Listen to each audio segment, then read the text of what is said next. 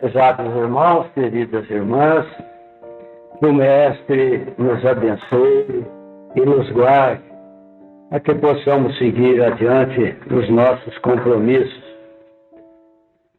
Não estamos reunidos por acaso. A vida, na sua sabedoria, assim o fez, atendendo reclamos profundos e tão maiores que a nossa mente não consegue entender. Acaso é uma palavrinha que inventaram para explicar, entre aspas, aquilo que a própria ciência ainda não consegue explicar. Mas cada um está sabendo aonde eu quero chegar. Eu parabenizo vocês, porque hoje é dia 26, até ontem, até essa madrugada, todo mundo estava envolvido com as questões do Natal. Graças a Deus, o tsunami já passou.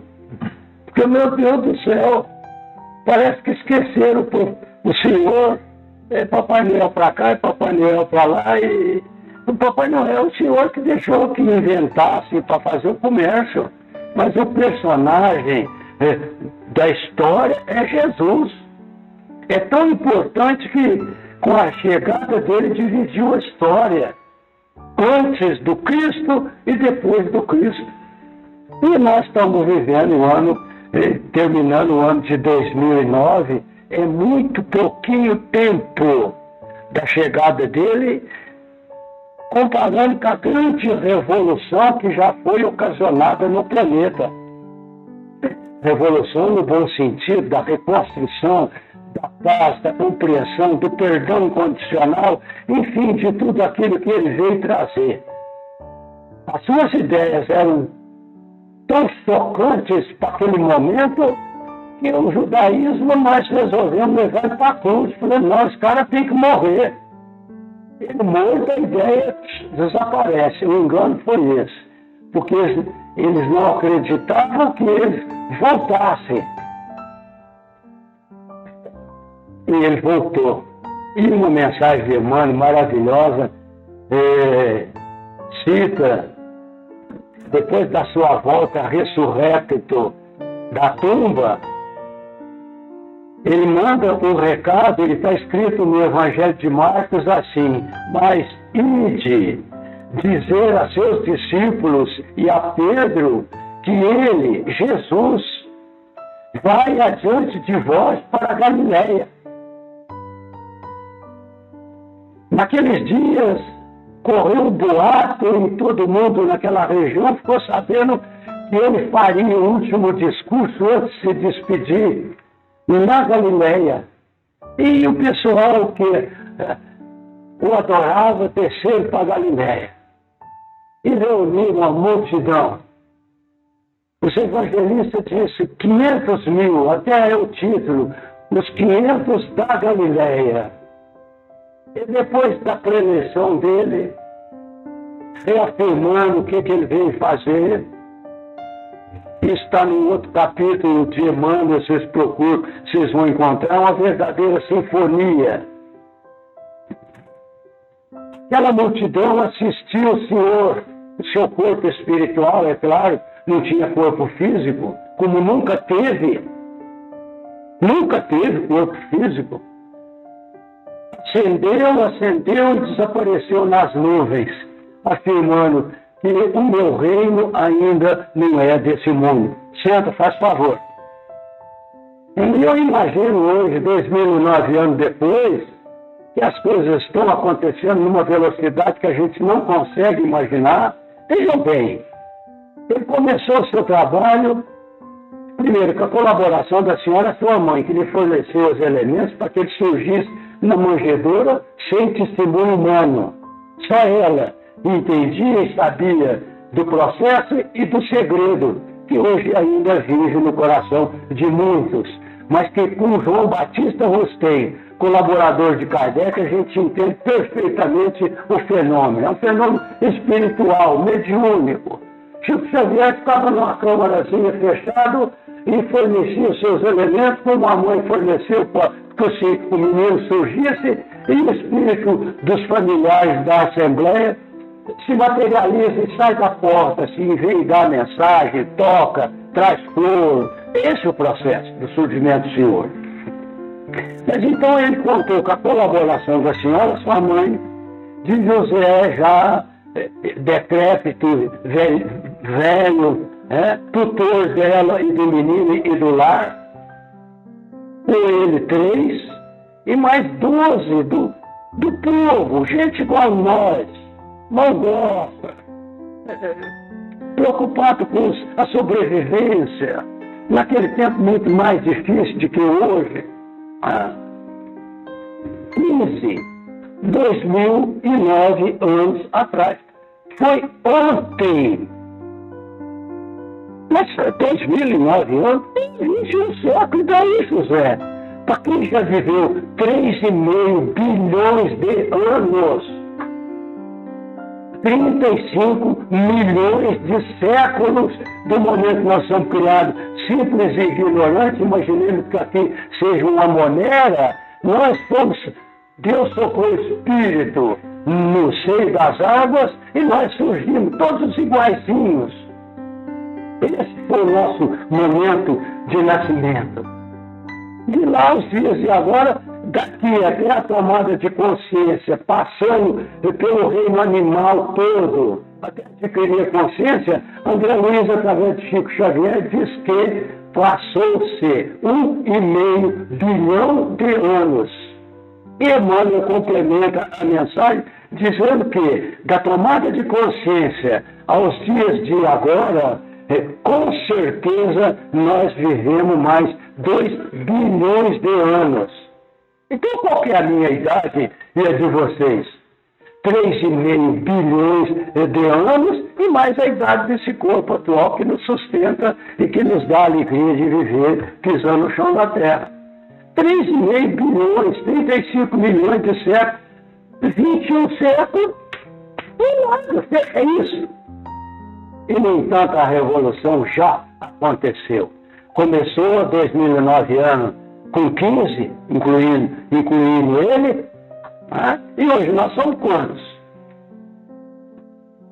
A maioria na face da terra que procura seguir o amor independente de corrente religiosa e filosófica e até científica. Vamos perseguindo, seguir nas pegadas dele, cuja doutrina, a coluna central é o amor. E hoje nós somos a maioria. Os orientais, os centro-orientais, os ocidentais, todos estão procurando ser felizes. E a receita está aí nos livros. Só não é quem não está estudando um pouquinho. Porque é a recomendação do Consolador que nós, primeiro, amássemos e, segundo, instruíssemos. Instruir para quê? Para a gente entender por que doeu. Para a gente não deixar doer mais. Então começa o policiamento interior. Aquilo me fez mal, eu não posso repetir a lição, porque vai beliscar outra vez.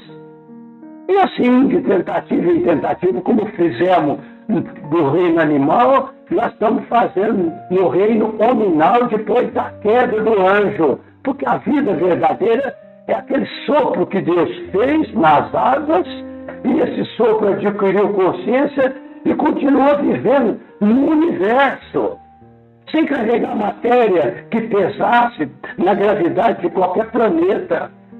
Mas com a queda, Deus que é Pai e reconhece as conquistas de cada um de nós e admira as nossas conquistas pequenas, mas nossas, não nos tirou aquele progresso. Por um tempo, congelou aquele conhecimento que nós tínhamos. Nós ajudávamos a que as leis que presidem o universo fossem cumpridas. Hoje nós escutamos aí os espíritos falando de gnomos e outros nominhos, de espíritos singelos que comandam a natureza, as árvores, os peixes, os animais. Com certeza nós estamos nesse estágio. Mas nós caímos. Aí a Bíblia está cheia de informações nesse sentido. O anjo foi expulso. numa situação de vida. E a prova disso está nos frontais de cada um de nós. E está principalmente naquela saudade. Saudade profunda que a gente não sabe definir. Mas sentir saudade de algo que você não conhece, isso não existe. Mas a gente sente saudade daquela vida que nós já tínhamos experimentado. A alegria de viver mais próxima do Pai no cumprimento das leis. Mas nós nos enriquecemos de tanto conhecimento que de repente chegou uma hora que a gente se apalpou e falou, peraí, que Deus que nada, eu sou o que eu sou porque eu sou. Nessa hora surgiu o ser humano. Não tinha necessidade de ser humano se nós não tivéssemos caído. É lei universal. Só que do planeta Terra, que foi organizado por Jesus, aqui nós pudéssemos ser recebidos no seu amor e nas suas orientações, a Terra só conheceu um, segundo Emmanuel, que caminhou em linha reta para Deus, desde aquele sopro como monera, no mundo com certeza muito mais velho de que a Terra, porque ele afirma, antes que a Terra fosse, eu sou. Então vocês imaginam o quanto nós possamos imaginar a idade desse Espírito, nosso Senhor Jesus Cristo. O único, segundo Emmanuel, que no planeta Terra caminhou em linha reta para Deus, do momento que foi criado até a grandeza e plenitude que nós estamos começando a conhecer. O resto, o rebanho humano da Terra, 21 bilhões, foram expulsos daquela situação.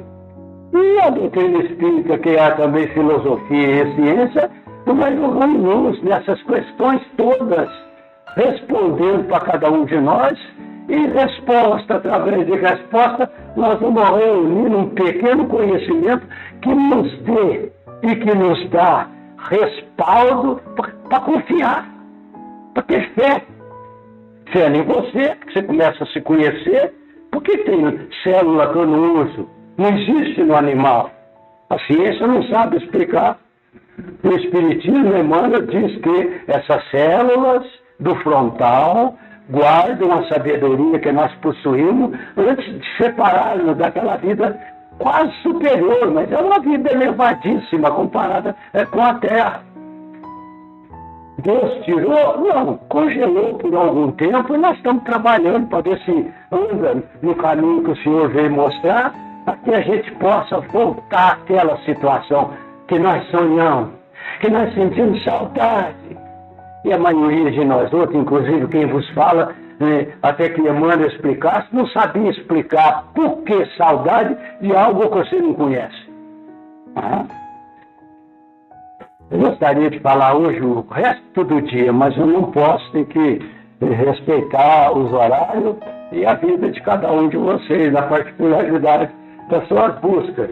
A aula está dada, o assunto foi passado e nós estamos aqui mais uma vez reunidos em nome de Deus, buscando aprender alguma coisa que, somada aos aprendizados anteriores, vai fazendo com que a gente seja diferenciado no rebanho. Ou não existe isso? Quem conhece uma semana de estudo de doutrina espírita está diferenciado lá fora, porque assume determinadas obrigações que outros ainda não assumiram. E aí faz a diferença. E está fazendo a diferença no planeta. Hoje nós somos a maioria buscando o Senhor. Não importa a cor religiosa, não importa o culto que nós participemos. Não importa que nós estejamos conscientes de onde que nós estamos pisando e o que nós viemos fazer. Adiante de vós. A mensagem. Marcos 16, 7. Mas de dizer a seus discípulos e a Pedro, estavam desarvorados. O Senhor foi crucificado, prometendo que voltaria, mas quando, onde, cadê, onde está a notícia? A notícia correu que ele reuniu-nos na Galileia. quando ele fez a última preleção e desapareceu na nuvem. Os 500 da Galiléia. Eu vou ler para a gente meditar. É raro encontrarmos discípulos decididos à fidelidade sem mescla, nos momentos que a luta supera o âmbito normal. Comumente, em se elevando a experiência para maiores demonstrações de coragem, valor e fé, modifica-se-lhes o ânimo de imediato. Converte-se a segurança em indecisão, a alegria em desalento. Multipliquem-se os obstáculos e surgirá dolorosa incerteza. Os aprendizes, e aqui eu imagino que Emmanuel esteja falando para nós, aprendizes, discípulos, não apóstolos, discípulo é aluno.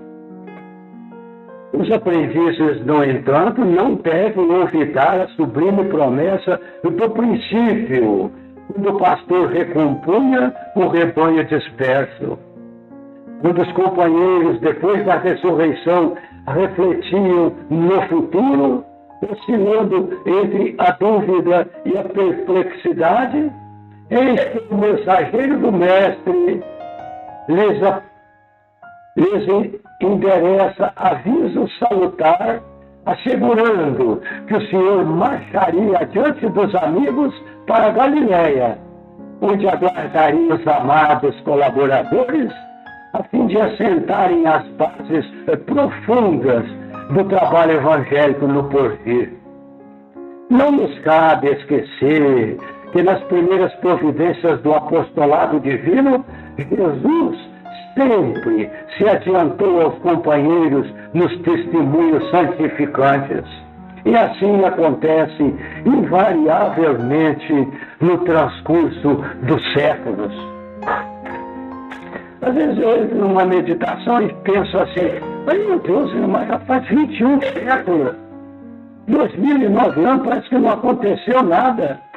Muitas vezes nós participamos de grupos religiosos em que o orador ou o pregador começava falando assim, naquele tempo, pronto, naquele tempo, naquela hora nós já desviávamos o nosso pensamento para as coisas nossas preocupações do dia a dia. Não aproveitou nada. Quando o pregador falava, naquele tempo, vocês são testemunhas disso como eu sou. Mas vamos lá. E assim acontece invariavelmente no transcurso dos séculos. O Mestre está sempre fazendo o máximo na obra redentora, contando com o esforço dos cooperadores apenas nas particularidades minúsculas do celeste serviço. Não vos entregueis às sombras da indecisão quando permanecerdes sozinhos ou quando o trabalho se agrave na estrada comum. A propósito, eu vinha vindo com Dona Lília e na estrada falei, seria muito mais fácil telefonar para o Durvalino. Durvalino, assume a tarefa de sábado, eu vou ficar aqui na fazenda curtindo os netos, tá? Justíssimo. Mas não, primeiro a obrigação. Aí depois a alegria de usufruir o contato e as benesses da família. Meu Deus, se eu não venho, de noite o sono não seria tranquilo. Obriga-se, porque prometeu. Antes de reencarnar, em troca de vir num corpo novo, Senhor, eu vou falar do Senhor, ainda que eu não sinta e não consiga seguir as suas pegadas, mas eu vou falar de nome do Senhor.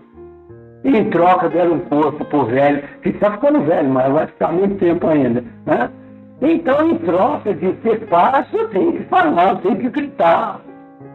É aqui, em todo lugar que a gente está, até dentro da família, nas reuniões festivas. Tá bem com o Papai Noel esse fim de semana. Que é isso, é? Pelo amor de Deus. Aquele velho arrastando os pés, barbudo, mal cheiroso. É Jesus, 33 anos, na plenitude da saúde e da visão, percebendo o problema individual de cada um de nós, 21 bilhões de criaturas. Papai Noel quer vender, mas deixa para lá. Vamos encerrar a mensagem do Emmanuel. Ide, confiantes e otimistas, as provações salutares ou as tarefas dilacerantes que esperam por nosso concurso e ação. De certo, não seremos quinhoados por facilidades deliciosas no mundo onde a ignorância ainda estabelece lamentáveis prisões, mas sigamos felizes no encalço das obrigações que nos competem, conscientes de que Jesus, amoroso e previdente, já seguiu adiante de nós. Emmanuel, que coisa maravilhosa. Dona Lília, com a primeira mensagem de ofício. Coisa boa. O livro Fonte Viva, o Espírito de Emmanuel, fotografado pelo nosso querido Francisco Cândido Xavier, a lição de número 71, em nosso trabalho. Porque toda casa é edificada por alguém, mas o que edificou todas as coisas é Deus. Paulo aos Hebreus, no capítulo 3, versículo 4. O Supremo Senhor, Criador, criou o universo. Entretanto, cada criatura organiza o seu mundo particular. O arquiteto divino é o possuidor de todas as edificações. Todavia, cada espírito constrói a habitação que lhe é própria. O doador dos infinitos bens espalha os valores ilimitados na criação. Contudo, cada um de nós outros deverá criar valores que nos sejam inerentes à personalidade. A natureza maternal, rica de bênçãos, em toda parte constitui a representação do patrimônio imensurável do poder divino, e em todo lugar onde existe alguém, aí palpita a vontade igualmente criadora do homem, que é o herdeiro de Deus. O Pai levanta fundamentos e estabelece leis. Os filhos contribuem na construção das obras e operam interferências. É compreensível, portanto, que empenhemos todo o cuidado em nosso esforço individualista nas edificações do mundo, convictos de que responderemos pela nossa atuação pessoal em todos os quadros da vida. Colaboremos do bem com o entusiasmo de quem reconhece a utilidade da própria ação nos círculos do serviço, mas sem paixões destruidoras que nos amarrem às ilhas do isolacionismo.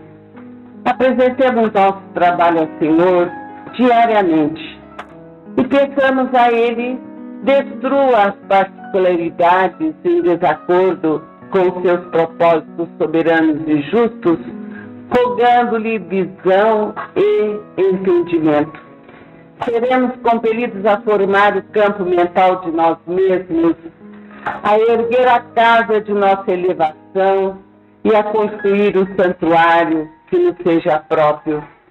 No desdobramento desse serviço, porém, jamais nos esqueçamos de que todos os patrimônios da vida pertencem a Deus. Emmanuel. Antes que Dona Vera lê a segunda mensagem de ofício, a cena da Galileia é muito importante para nós que estamos construindo a nossa fé. Naquele momento o Senhor afirmara para os 500, o meu reino ainda não é desse mundo, e desapareceu na nuvem. Com certeza, não sabemos quando, a velocidade do arrebanhamento dos seres humanos tem nos assustado. Pode até acontecer antes de que a gente imagine. O Senhor afirmara que voltaria. Eu imagino que ele deva voltar, saindo da nuvem, 500 milhões, sei lá, e afirmando assim: agora sim, o meu reino é desse mundo.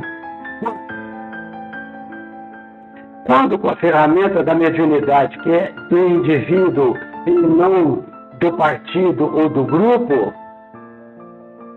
estiver sendo executada como está nos dias de hoje em todos os grupos religiosos, os grupos continuarão, protestante, espírita, esotérico, budista, até o ateu no seu laboratório, mas usufruindo da paranormalidade, a inspiração que vem dos espíritos, a comunicabilidade dos espíritos.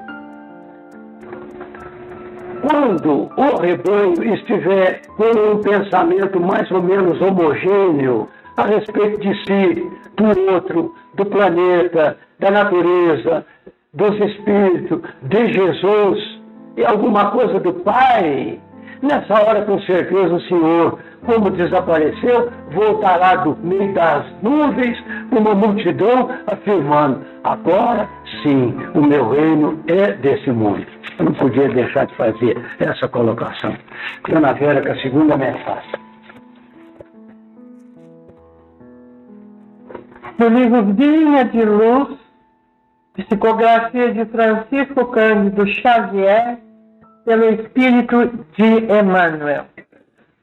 Não as palavras, mas em breve irei ter convosco, se o Senhor quiser.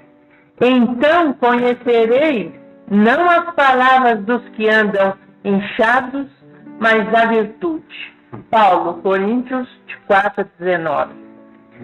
Cristo e os seus cooperadores não virão ao encontro dos aprendizes para conhecerem as palavras dos que vivem na falsa concepção do destino, mas sim dos que se identificaram com o espírito imperecível da construção evangélica.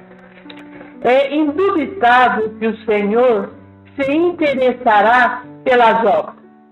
Contudo, toda vez que nos reportamos às obras, geralmente os ouvintes somente se lembram das instituições materiais visíveis no mundo, ricas ou singelas, simples ou sintuosas.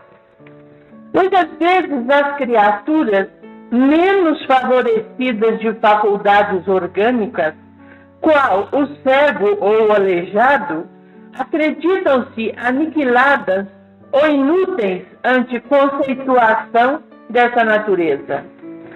É que comumente se esquece o homem das obras de santificação que lhe compete efetuar no próprio Espírito. Raros entendem que é necessário manobrar pesados instrumentos da vontade a fim de conquistar terreno no egoísmo. Usar enxada de esforço pessoal para o estabelecimento definitivo da harmonia no coração. Poucos se recordam de que possuem ideias frágeis e pequeninas acerca do bem e que é imprescindível manter recursos íntimos de proteção a esses germes para que frutifiquem mais tarde. É lógico que as palavras dos que não vivem inchados de personalismo serão objeto das atenções do Mestre em todos os tempos, mesmo porque o Verbo é também força sagrada que esclarece e edifica. Urge, todavia, fugir aos abusos do palavrório improdutível que menospreza o tempo na vaidade das vaidades. Não ouvides, pois, que antes das obras externas de qualquer natureza, sempre fáceis e transitórias, tens por fazer a construção íntima da sabedoria e do amor muito difícil de ser realizada na verdade, mas, por isso mesmo, sublimada e eterna. Que assim seja. Dona Leia vai ler para nós, a guisa de prece, aquela mensagenzinha que já foi lida em quase todas as nossas reuniões, na noite de Natal, de João de Deus. Na noite de Natal, João de Deus, minha mãe, porque Jesus, cheio de amor e grandeza, preferiu nascer no mundo, nos caminhos da pobreza, porque não veio até nós entre flores e alegrias, num berço todo enfeitado de cegas e pedrarias? Acredito, meu filhinho, que o mestre da caridade mostrou em tudo e por tudo a luminosa humildade. Às vezes penso também nos trabalhos deste mundo que a manjedoura revela ensino bem mais profundo. E a pobre mãe, de olhos fixos, na luz do céu que sorria, concluiu com sentimento, interna melancolia. Por certo, Jesus ficou nas palhas sem proteção, por não lhe abrirmos na terra as portas do coração. João de Deus.